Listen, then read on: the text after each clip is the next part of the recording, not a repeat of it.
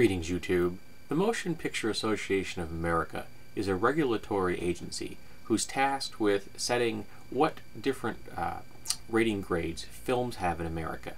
Now, this is an entirely voluntary process. You do not actually have to submit your film, but I don't know of any theater outside of an art house that is going to play a film in America unless it has been given a rating from the MPAA.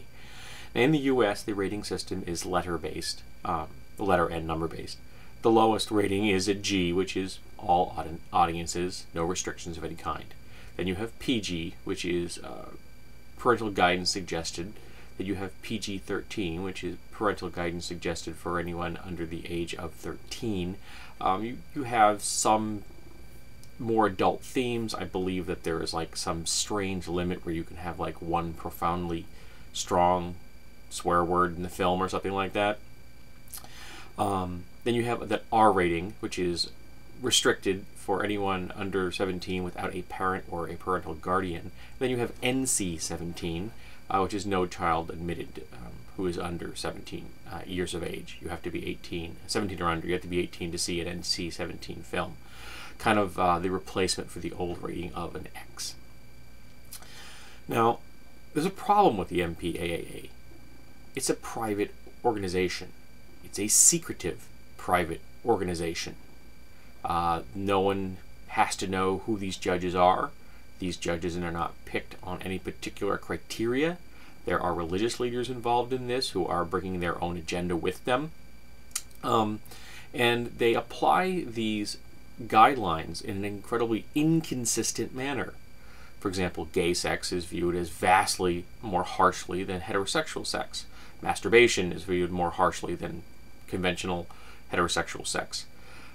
Violence in America is seen as completely acceptable in many times when simple nudity isn't. Female nudity is ranked far lower than male nudity. A female frontal nude scene is considered less harsh than a male front nudal scene. I have no idea why. These people are bringing huge amounts of baggage with them.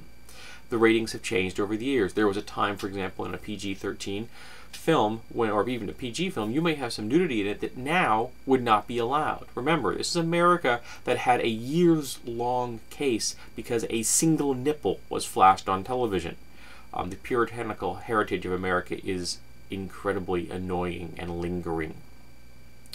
The MPAA is a lovely example of the absolute worst concept of allowing an industry to regulate itself.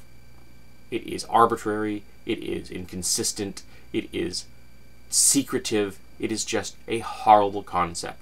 Whenever I think of, off the top of my head, of what's the worst thing you can come up with for private sector industry administering its own regulation, the MPAA come to mind. What I want to see a National Movie Review Board. One with complete and utter transparency. One where there is no judgment based on one particular event being different if viewed from a different point of view. Gay sex, straight sex, nudity, male or female, all these things must be viewed equally. I don't want a rating system at all, in fact. What I want is a list of ingredients. Does the film have violence? Tell me it's got violence. Is it a particular kind of violence? It's against animals, against children, it's torture. Just put that on there. Let me judge based on the contents of that list whether I want myself or my children to see it. That's all I want. Alright? Sex should be viewed the same way. Is there consensual sex? Cool. Whether it's between heterosexual or homosexual people should have absolutely no bearing at all. And it baffles me why people judge things like that. Alright? It's bizarre. Language is viewed in very strange ways. Recently there's a film called Bully, or about bullying, I think it's called Bully, which deals with the horrible experiences that children have in American school systems because of bullying. And they speak to the camera as real live human beings, and they swear.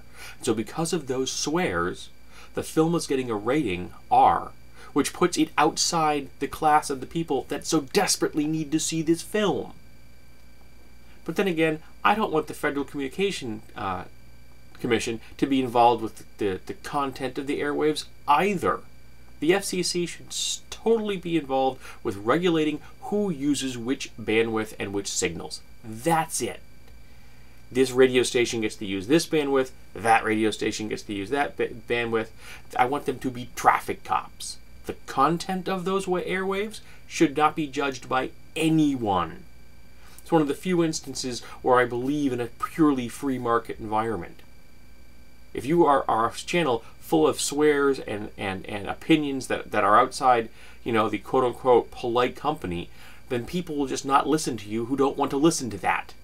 Just as Fox News finds its own audience of people looking for right-wing political propaganda. They drift towards Fox News because that's what they want, as do the advertisers drifting into that demographic.